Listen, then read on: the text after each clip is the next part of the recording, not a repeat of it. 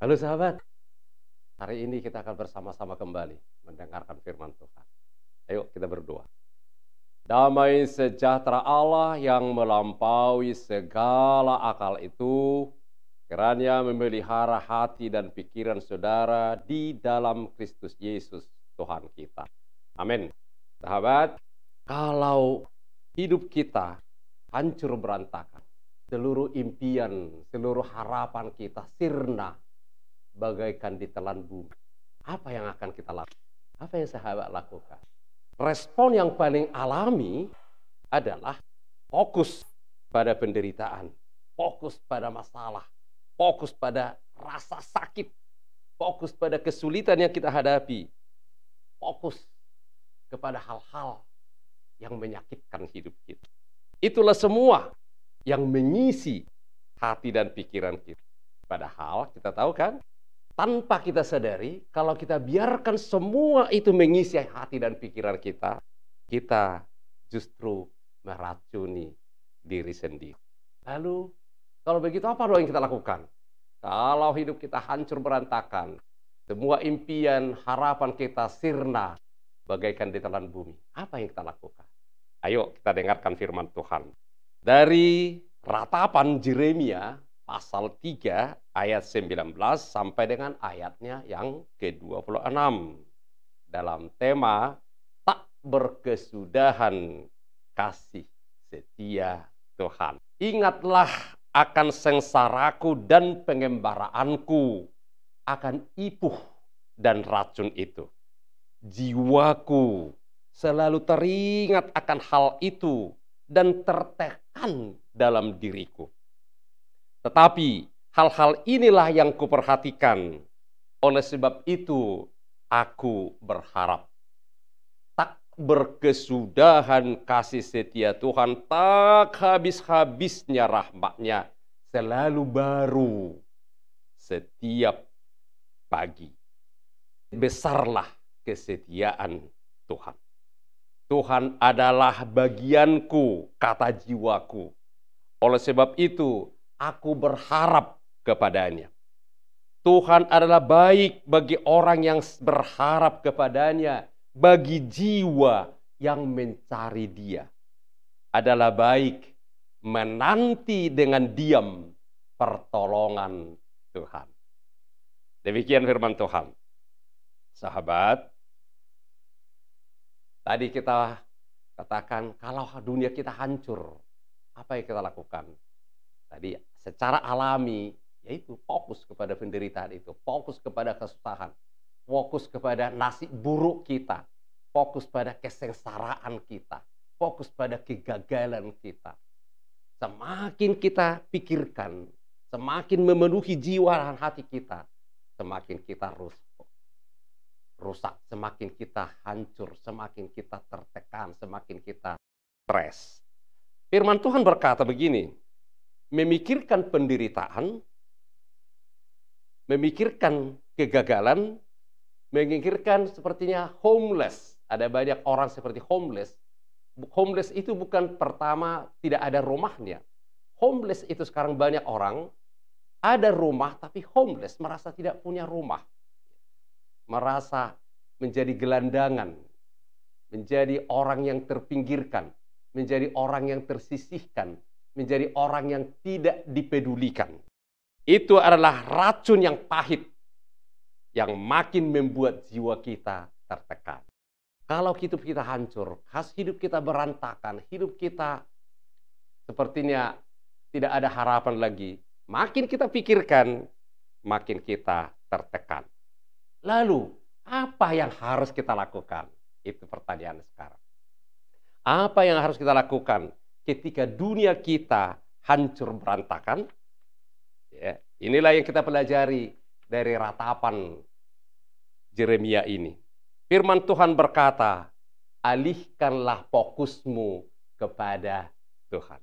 Ya sahabat ya, daripada fokus kepada masalahmu, fokus kepada kegagalanmu, fokus pada kehancuranmu, fokus pada kesengsaraanmu. Sekarang alihkan fokusmu kepada Tuhan. Meskipun kita boleh marah, Kita boleh mengeluh, kita boleh komplain, apa Tuhan kamu tidak adil kepadaku. Kita boleh protes, bahkan berteriak, Tuhan kenapa begini, kenapa begitu. Tapi ingat, kita harus selalu mengingatkan diri sendiri bahwa Tuhan sangat mengasihi kita. Tuhan mengasihi saudara. Ingat itu ya, katakan Tuhan mengasihi aku. Apapun yang terjadi dalam hidupmu, sehancur apapun, serusak apapun, Tuhan mengasihimu. Tuhan mengasihi aku.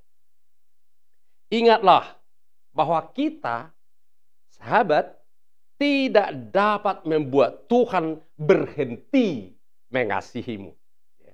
Seburuk apapun perbuatanmu, sehancur apapun hidupmu, itu tidak bisa membuat Tuhan berhenti mengasihimu. Dia tidak bisa membuat dia berhenti mencintaimu selamanya. Selamanya. Inilah yang diungkapkan dalam ratapan Yeremia yang menjadi perikop kita hari ini. Ketika Yeremia fokus kepada persoalannya, dia katakan, jiwaku selalu teringat akan hal itu dan tertekan dalam jiwaku. Sahabat, Yerusalem, kota yang luar biasa, rumah Tuhan yang berlapis emas, yang kudus, hancur total. Israel dibawa menjadi tawanan, buangan ke Babel. Hancur lebur. Semua yang dibanggakan sudah tidak ada lagi.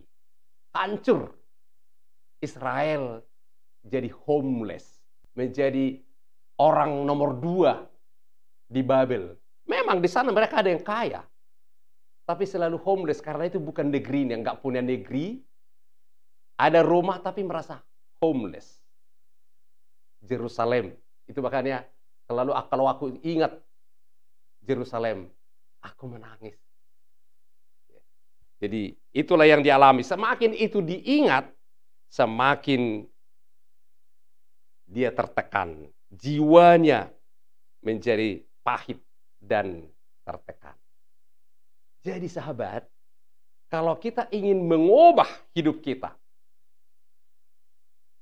sudah hancur berantakan, entah oleh apa, ya banyak persoalan-persoalan ya, entah apapun, itu bisa sakit penyakit yang menahun, itu bisa ditipu orang, itu bisa macam-macam deh. Kalau kita mau berubah, jangan fokus kepada penderitaanmu, tapi fokuslah kepada Tuhan. Kita ubah pikiran sekarang. Itulah yang dilakukan Yeremia. Dalam beberapa ayat berikut yang tadi kita baca, kita melihat ada perubahan mental dalam diri Yeremia. Namun, katanya, harapanku bangkit kembali ketika aku mengingat ini. Tadi ketika diingatnya kegagalannya, diingatnya kehancuran yang terjadi di Yerusalem, jiwaku tertekan di dalam. Tapi sekarang ketika aku mengingat hal ini, apa yang diingatnya? Oleh sebab itu aku berharap bangkit kembali pengharapannya. Apa yang diingatnya? Dia berkata, tak berkesudahan kasih setia Tuhan. Tak habis-habisnya rahmatnya. Selalu baru tiap pagi. Besar kesetiaanmu. Wah, itu yang selalu diingatnya. Jadi sahabat, apapun pergumulanmu, apapun persoalanmu, jangan biarkan persoalan itu terus mengisi hatimu, mengisi pikiranmu. Tapi biarlah ingatan kepada Tuhan itu yang mengisinya. Apa yang diingatkan? Ada beberapa tadi. Tak berkesudahan kasih setia Tuhan. Ya benar, ini semua sudah hancur. Benar, ini semua sudah berantakan.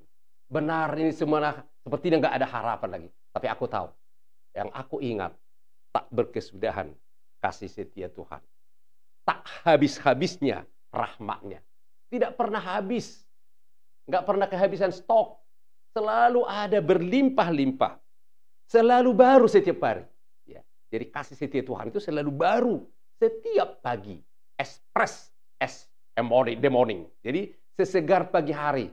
Pagi hari ini beda dengan pagi hari esok. Jadi selalu betul-betul yang paling baru yang diberikan Tuhan.